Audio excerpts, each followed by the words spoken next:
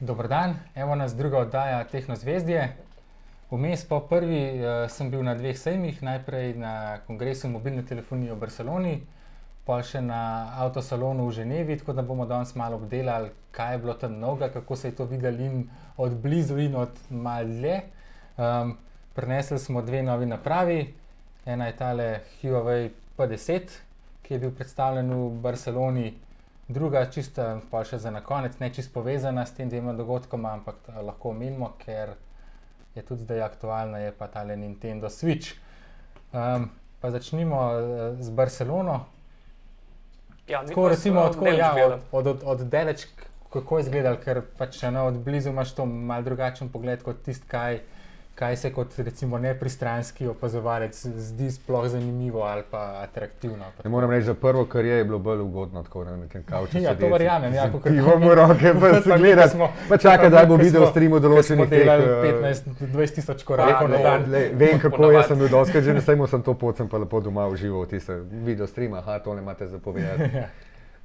No, vem, da smo to že obdelali v prejšnji oddaji, ampak kaj pomeni o stanju industrije, da največji sejem mobilne telefonije na letu popolnoma okupira Nokia 3310? Ja, to pa neverjetno, ker tam je bilo res praktično, se je bilo težko sploh pregrebati do telefona. Tam je bilo na Nokijinem tem razstavnem prostoru, pač en del so namenili tej novi diviziji, pač partnerstvu s Kitajci za telefone.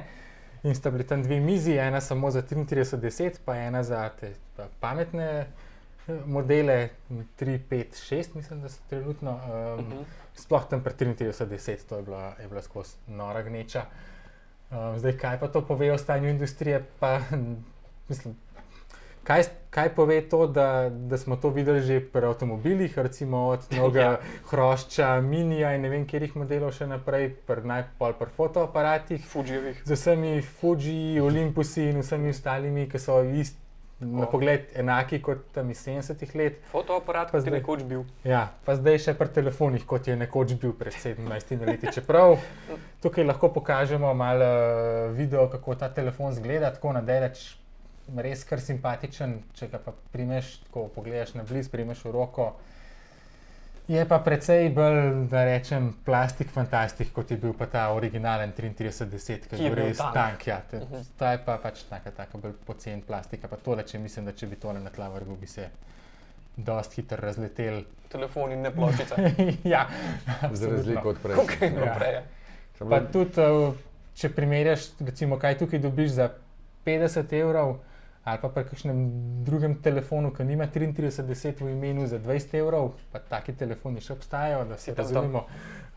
Tukaj ni praktično nič več. Imaš noter kačo, ki jo tudi lahko pokažemo. Ki tudi drugačno praviš. Ja, malo bolj je taka barvasta, no pač.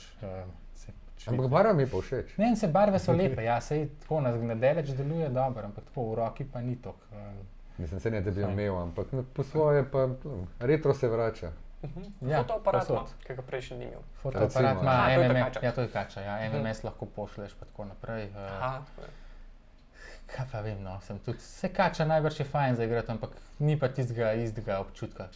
Mislim, da ne bo šlo, ne, kar se tiče teh pošiljene slik. Ne delajo razni Vibri gor, pa Snapchat in podobne. To je namen. Torej, tako, to ni... Nazaj k osnovam, gremo, ne ti samo še to. Ne, pa vse tega sploh niso reklamirali kot telefon. To reklamirajo kot, ne vem, modni dodatek, nek statement, nekaj pač tako, pač hipsterska zadeva, ni to kot res nek silno uporaben gadget. No, ampak vidiš, očitno to bolj pali kot pa recimo, ne vem, pa tole, dve tipali, pa dva pa polkraten zoom, pa recimo ne vem, kaj je že bil P6-ki, to, da je to končno prvi telefon, ki ima zaslon od roba do roba. No, tukaj recimo pri tem Huawei-u, tudi lahko malo pokažemo videa iz predstavitve, pa pol, kako tale stvar bolj tako od blizu zgleda. Tukaj smo se enih 15 minut naposlušali o barvah. Aha. Gospa iz tega podjetja Pantone, ki se ukvarjajo Pantone. Pantone, prav z barvami, je najprej govorila 10 minut o zeleni. Ja, seveda, če je bila lanska barva leta. Ja, in pol še 5 minut o modri, ker zdaj pač bo, ne vem, ta telefon bo na voljo v 8 barvah. Evo, tukaj imamo zeleno, recimo, pol bo plava, pa zlata, pa roza, pa ne vem kakšna še. Kar je bila nažalost tudi skoraj glavna novica pri tem telefonu. To je mogoče malo škoda, mislim, pač ta barvna linija in pa obdelava aluminija, ki je res taka, da se praktično prstni odtisi ne vidijo. Zelo malo poznajo, ja, ali pa skoraj nič, pa mogoče malo manj spolzko vse skupaj. Drugač bi pa rekel, da je pa tole tako hardversko, pa zelo nekako Mate 9 prepakiran v manjšo hišo. V desetko. Ja. Z mojim tem veseljem do teh tehnoloških trendov, zgodovinskih, mi je zmeraj zanimivo spremljati pri takih predstavitvah, kaj bojo potegnili kot neki nov, recimo to, da vzameš nekoga, ki Pantone poznamo iz teh barvnih lestvic, pa vsi tisti, ki se ukvarjajo s profesionalnim tiskom, pa ne vem, čem je to nekaj pomembnega in pa je zanimivo, na kakšen način potegnejo to v telefonijo in hočejo prikazati, pa niso samo barve. No, se bo zanimivo videti, kaj bo pri naslednji predstavitvi, kaj bo takrat potegnilo. Lanske so bili modni, mislim, da lansko leto so bile modne blogerke tiste, pa tako naprej, pa navodila, kako točno moraš stati, zdaj so pač barve. No, saj tukaj so tudi mi zmeraj malo govorili pač o tem zdaj dvojnem fotoaparatu, ki ima po novem tudi funkcijo portreta, evo tukaj jo vidimo isto kot iPhone, v bistvu, da sam prepozna obraz in pol tisto zadaj zamegli pač ta tako, portret izpostav. Tako, vrži tisti filter, kakor bi ga pri Photoshopu verjetno imenovali, kakšen radial blur. Ja, nekaj v tem stilu, ja. Ja. No, zanimivo je bilo pa tudi, recimo, lahko pogledamo še malo iz LG-jeve predstavitve G6, recimo, tam je mene zelo zanimalo, kakšen spin bodo naredili, ker so lani govorili ogromno o tej modularnosti, pa kako je to fajn, da lahko tiste dodatke daješ na telefon in se je pol izkazalo, da to v bistvu kupcev kaj dosti ne zanima. Nekaj. Ja, in da se je telefon zelo slabo prodajal oziroma pač bistveno slabše od pričakovanj. In je bilo zanimivo slišati, kako bodo zdaj šli na to, da so pa telefon v čist drugo smer naredili. A so se sploh trudili, ker če se kje učijo od politike, pol veš, da enostavno pozabiš lansko kampanjo, pa začneš novo. Pričakoval sem to, ampak so v bistvu Korejci so mogoče malo bolj iskreni tukaj, ali pa nasploh Azijci. Glede na zadnje Samsungove skandale, ne bi rekel. Oni so dejansko, je ta pač njihov šef divizije za telefone dejansko omenil, da so lani poskušali z nečim drugačnim in da so se opekali in da so pač se pričakovanja kupcev vmes spremenila. Ja, in da bodo zdaj poskušali pa s telefonom, ki je pa lepo iz enega kosa narejen in pač dodelan. Dobro, sej načeloma je čisto vsem zdaj modularno zgoraj pa dol, ampak vsem se mi zdi takole malo smešno reči, eno leto imaš, niti eno dobro leto nimaš in pa rečeš, aha, to ne bo šlo. Ja, s tem, da je stvar ni dodelana in niti ni dovolj dodatkov. Kar sem pa vmes že pisal, da je pa škoda, da poskusijo in pa po enem poskusu, ki se mogoče ne obnese, ne zaradi tega, ker ne vem, ljudje tega ne bi hoteli, ampak ker si mogoče pač stvar slabo naredil ali pa nečesa nisi premislil. Kako je pa pri tem telefonu, mimogrede, ko smo že pri njemu, on ima čisto drugačen razmerje zaslona, 2:1. Ja. Kako pa izgledajo potem aplikacije gor, pa vse te stvari, ker nategne, grdo reči. To tudi mene zanima, kako bo to izgledalo, ker recimo gledal sem video, pri videojih imaš ali malo porezano, zgoraj spodaj, ali pa imaš tukaj pač črno ob strani, na kar je ponovadi smo bili navajeni zgoraj spodaj črno, zdaj imaš ob strani, zdaj kako bodo aplikacije pa to. Nekaj, to je spet ena taka stvar, ki jo drugi nimajo, po eni strani, po drugi strani za to telefon, ki ima 5,7, če se navaram palčen zaslon, je malo ožji in lažje za enoročno uporabo, ampak po drugi strani pa to spet nekaj, čez eno leto pa tudi tega ne več, kaj bo, pa vrnili se nazaj na klasiko in pa se čista zmeda za kupce, ki kupujejo LG. Kaj še razvijalce? Kaj še razvijalce aplikacij?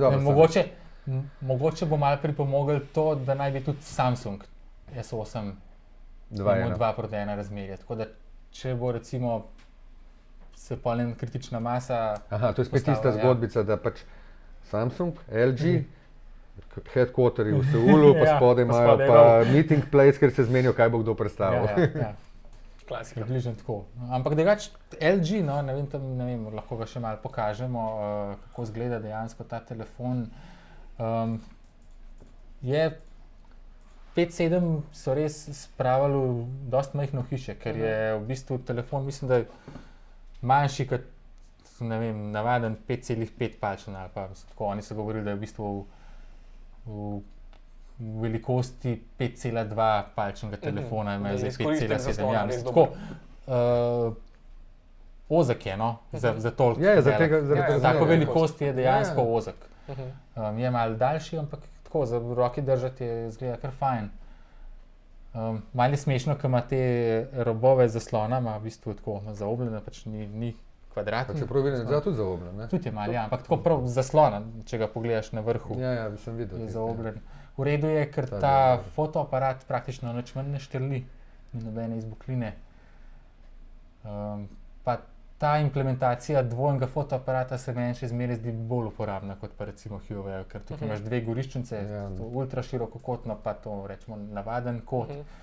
In s tem si mislim, da bolj pomagaš, kot pa s temi nekimi kvazi efekti. No, se pravi, vsaj nekaj od lanskega modela ostaja. Vsaj ostaja, to je, ja. Čeprav mislim, da so zdaj pri tej ultra širokokotni so mečken zožali tako, da je ni pretopnič. Ja, je malo manj tega popačine, ker prej bilo res tako zelo sočkasto na robovih, zdaj pa malo manj.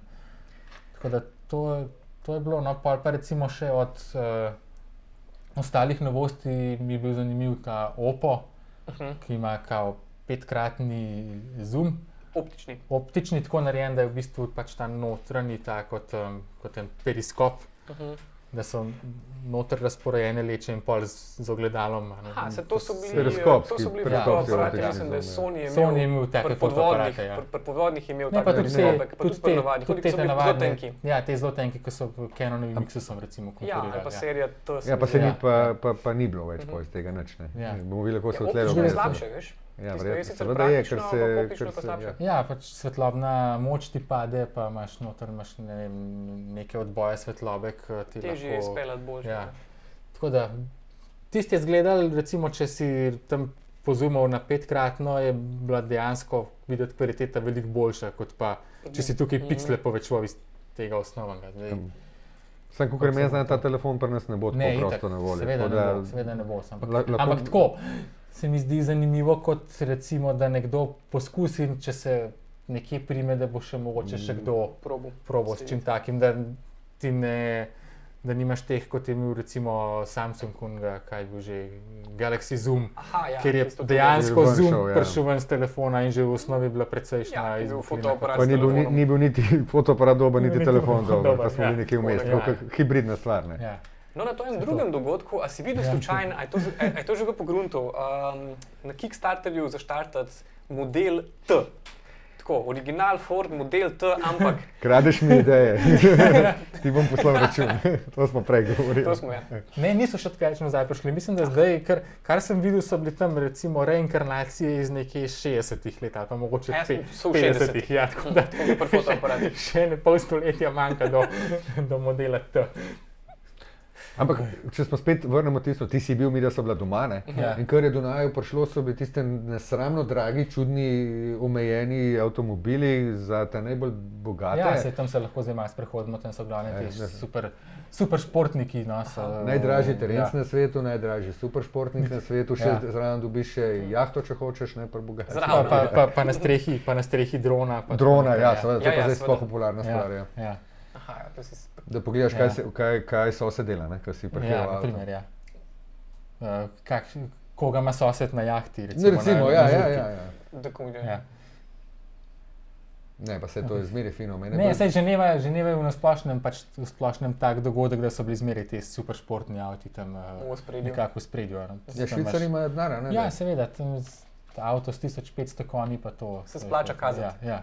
Čeprav ne vem, kje ga voziš, ker tam v Švici so res hude omejitve. Tam se voziš 80, največ 100 na avtocesti in dejansko ne vidiš nikogar, ki bi se pelil hitrejš in kazni so krno. V Italijo grejo, pa v Nemčijo, ne?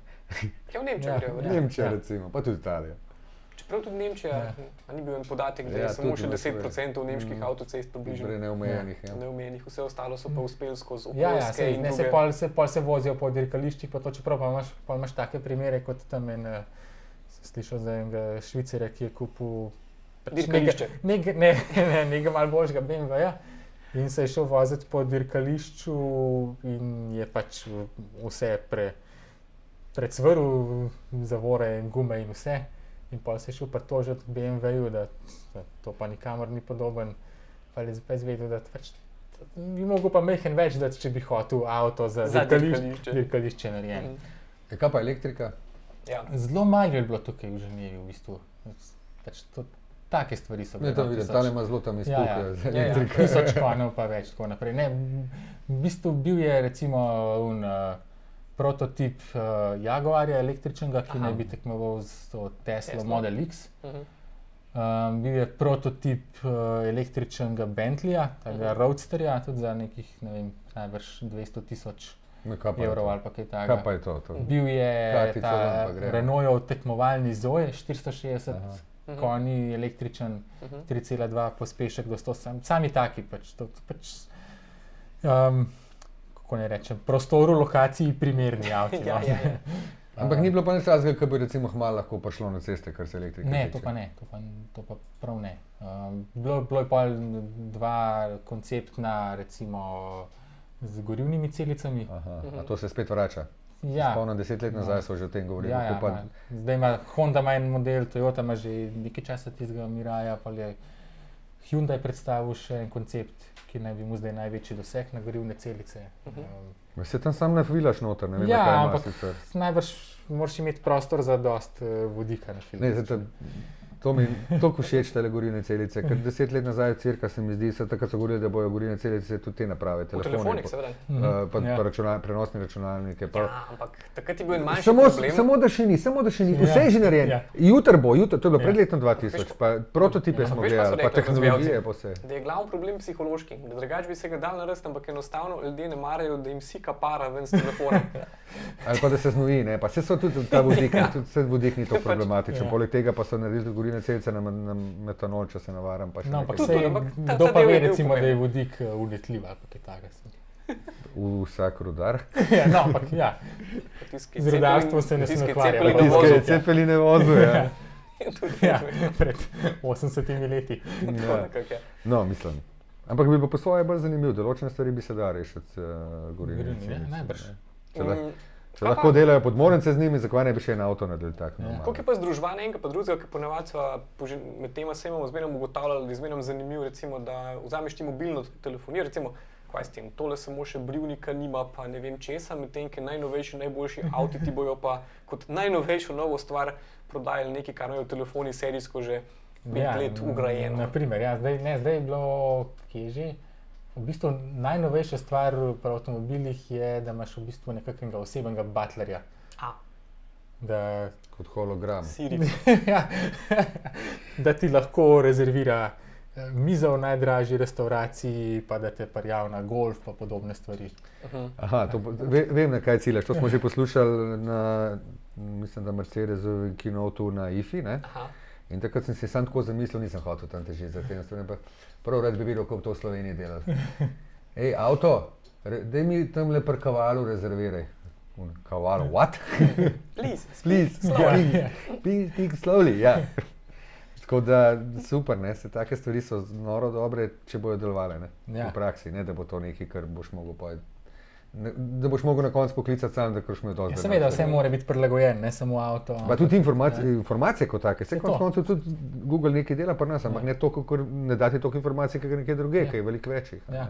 No, drugače, kar se pa tiče same te infozabave pa povezljivosti, pa to je zdaj pač modern reči, da ima avto vso možno povezljivost in pa ugotoviš, da s tem mislijo, da ima Android Auto, Apple CarPlay pa MirrorLink, se pravi pač vse te nadomestne sisteme, ki pa noter po možnosti še kartico za mobilno omrežje, pa uporabnik sam plačuje podatke.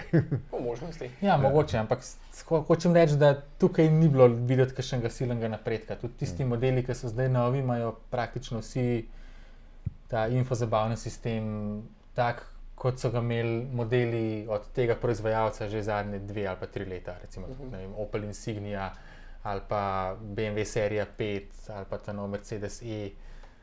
Je to praktično zdaj so prišli do neke točke in zdaj imajo za, po mojem, par let stvar razvito in bodo porabili v vseh možnih modelih, vmes bodo pa poskušali kaj novega razviti. Pa imaš par konceptov, recimo tam lahko tudi, če kakšen video pokažemo, infozabavni konceptni sistemi, pač samo še z malo več zasloni, z malo več mahanja, recimo, tako da imaš... Se pravi, še bolj navaren za vožnjo, ne? Ja. Ker se ukvarjajo z temi stvarmi noter, ne pa tiste, ker so daje pred avtom. Ja, študije so pokazale, kaj najboljše to je, da so študije pokazale, da s prostoročnimi in drugimi kompleti nič ne narediš zaradi tega, ker v bistvu tebe ne moti toliko, da se moraš stegniti pa nekaj pritisniti, ampak to, da si nezbran. Ja, ker se pozornost usmeriš napravi, ne pa vožnjo. Se to je klasična stvar. Se isto je, ker sami nekaj...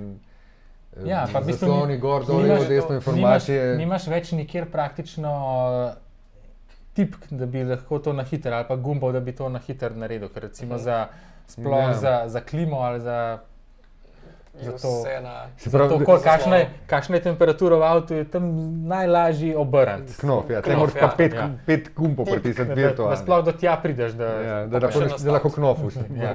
Na videzni. No, ampak ne morem, ne da bi vaju vprašal še za odmevno zadevo prejšnjega tedna, ker so sigurno v Barceloni inženirji veliko govorili o tem, kaj je na zadnje Wikileaks pokazal in to je presenečenje, da v vseh teh napravah, ki si jih gledal, so že naseljene in zarejene tajne službe.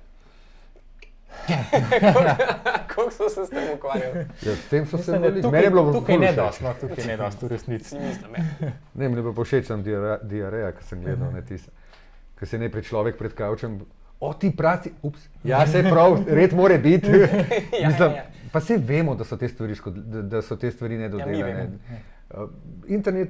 Naprave interneta stvari se pač prehiter grejo naprej, hiter nove dajo ven, stvari niso varovane tako, kot mogle biti. Pa tudi, če bi bile, konec koncev, glede na vrsti znak, ki ga imajo, pa povezave, ki jih imajo s proizvajalci, se vse da. Za vprašanje je samo res, koliko dejansko to uporabljajo za neko vuho. No, pa sej, recimo, tudi proizvajalci najbrž so tukaj v takem položaju, da če hočejo imeti vsa dovoljenja, če nočejo dobiti, recimo, sankcij kot na zadnje zdaj ZTE skoraj $1 milijard, ker je nekaj preprodajal v Iran ali ne vem kaj, in je dobil $1 milijard v Ameriki. Če bi, recimo, najbrž oni prosto dovolili, da bi bila vsa ta oprema za CIO pa za NSA nameščena, bi dobili bistveno manjšo kazen ali pa jo sploh ne bi. Ja, kakšne olajšave pri novih zunanjih trgovinskih mednarodnih... Zato je polna Nokia tako dobra, tam ne more. Tudi če hotel. Ja. No, pa omenim samo še 2 stvari v povezavi s sejmoma. Tale Motorola oziroma Moto Z Play pa Panasonicov TZ100 sta se mi zelo dobro obnesla na teh sejmih. Motorola zato, ker ima res dobro baterijo, ker tukaj sem praktično cel dan sem visel na tem telefonu, sem si delal zapiske, tweetov, vse ostalo, Wi-Fi-ov, pregledoval maile. Pol smo zvečer pogledali še eno celo tekmo NBA, pa še je ostala skoraj tretjina baterije, tako da res, kar se tega tiče, zelo dober. Tale Panasonicov TZ10, TZ100 je pa tak res male reklame, ne? univerzalen žepnjak, pač žepni fotoaparat, 10-kraten zoom. In veliko tipalo. Dosti dobro tipalo, rabiš pa ene 3 baterije v ruzaku, da ti stvar zdrži cel dan. To je pa pač pomanjkljivost, pa ni kakšne silne globinske neostrine s takim tipalom, pa z ne prav dobro zaslonko, ampak dobro, se če telefone slikaš. Fotografi so navdušeni zaradi tega, ker zdaj kar naenkrat novi modeli fotoaparatov so približno taki kot telefoni, kar pomeni, da ga moraš 3-krat na dan filati, če hočeš nekaj resnega narediti. Ja, to je res, ja. Marjan, zdaj pa še tole. To. Ne, sej, glej. No, to je pa tudi ena taka stvar, ki se vleče pri nas doma že od septembra, ki je prvič prišlo ven, da bo pač Nintendo naredil novo konzolo. Nintendo je en tak čuden ptič, oni delajo ful dobre igrice, ampak te igrice lahko samo na njihovem hardwareu delaš. Hkrati pa ta hardware nekaj časa ni bil lih v narekovajih, bom zdaj rekel, primerljiv z drugimi. No, pa tudi oni zmeraj delajo konzole malo drugače kot ostali, recimo, če se spomnimo Nintendo Wii. Ja, pa Wii U, pa ne vem kaj. Ampak po drugi strani je pa igrice, recimo Legend of Zelda, to ni slaba igrica, ne? In je zoprn za močno. Se pravi, od septembra sem že poslušal o teli stvarci, in potem je Mulc najdel celo tle v Sloveniji pre-order in je lepo naročil se in sem mu ga kuriri prinesel. Še prej je pa s hejku stari starši. Ja, tako lepo rečeno, ja, ker oči pač ti rekel, no can go. Z igrico tole stane 410 €, igrica plus tole. Sta prvo igrico, pol bo. Z eno igrico, ja, naslednji mesec se mi zdi, pride že naslednja, ne, Mario Brother, ki je že kar on to bo skupaj, pre-order, ja, ne, ni še pre-order, ampak se to takoj dobiš, se zdavno. Ja. Ampak, ko smo prej govorili o teh variantah pri ulmu telefonu Samsungu, ki je bil fotoaparat, hibrid in kol ne gre skupaj, da dela ena stvar, pa druga stvar je ponovadi slabo. Da razložimo na hitro, tole je lahko prenosna konzola. Jaz to sem hotel povedati, tole je hibrid, klasičen hibrid, zato ker zraven nisem prinesel s sabo še ena priključna postaja s kablom HDMI na televizor ali monitor in potem, ko tole daš, tole se da, tele igralne ploške se preprosto, kaj me zdaj se sname dol. Tako? Ja, zelo preprosto, tole se da noter v priključno postajo in avtomatično, zaslon tukaj je 720p ločljivosti. In ko ga daš na televizor preko kabla HDMI 1080p in igrica takoj dela. Se pravi, tole imaš še en nosil zraven, da postaviš v bolj normalno konfiguracijo ploščka, lahko tudi dokupaš. No? Ampak tista, ki je lepota, ki je noter, se tudi polne. In igraš igrico. In pol, ko jaz pridem noter v sobo, pa rečem, da se jaz hočem dnevnik gledati, Mulc sam ven vzame, avtomatično, tako, brez kakršnega zakasnitve, igrica nadaljuje igranje tukaj na zaslonu tega, ali pa na monitorju kje drugje. Edino, kar je tukaj, recimo, ko jo postaviš na neko mizo, je tlele neko držalo in to držalo je res kot papirnato bogo, da me malo mika, da bi tole eno kovino predelal, konec koncev malo jačal. Druga stvar je to vse na baterije, baterija noter, tukaj baterija. Malo me skrbi, ampak bomo videli, koliko časa bo tele plastični nosilci pa tele konektorčki, ki so tukaj, ki se gor pa dol skozi nek zdrsa, bo to zdržal, po drugi strani, kako bo z baterijo, ker baterija je ne more zamenjati enostavno, to je tablica konec koncev. Poprečna tablica konec koncev, Tegra pa 32 GB. In tle noter so baterije, tam baterije, tako da bomo videli, koliko časa. Jaz upam, da bo čim dalj zdržalo. Kaj pa kot tablica, če tukaj nočeš? Ne, to tablica ni. Zaenkrat ni ničesar. Zaenkrat je sam igrcar, nekaj govorijo o tem, da bojo še en spletni brskalnik omogočili preko upgrade-a, pa možnost spremljanja Netflixa, Amazona, pa Hulota se mi zdi, ampak to še ni. Zaenkrat je to izključno samo igralna konzola. Pravim, fino je to, ker je pač hibrid in dejansko deluje. Za razliko od drugih hibridov. Povedal sem pa tisto, kar mislim, kaj se z nas zgodi čez nekaj časa. Ali pa bog ne daj, da bi naredili močnejše igre, bo ugotovili, da ta proces znači vsak mesec, vsako leto nov model, ne čakaj malo. Pri igralni konzoli pa vsako leto res noče novega modela. Absolutno ne. No, bomo mogoče v igralnih konzolah še kakšni naslednji oddaji še kaj rekli, bomo še Xbox One S pa PlayStation 4 pa tako naprej dali zraven, pa vidimo, kaj je za koga. Naslednjič bomo pa govorili o televizorjih, o tem, kaj so kvantne pike, kaj je OLED, zakaj bi bilo to sploh dobro, oziroma zakaj bi bilo dobro investirati v to. Pa zakaj ne bi bilo dobro investirati v to?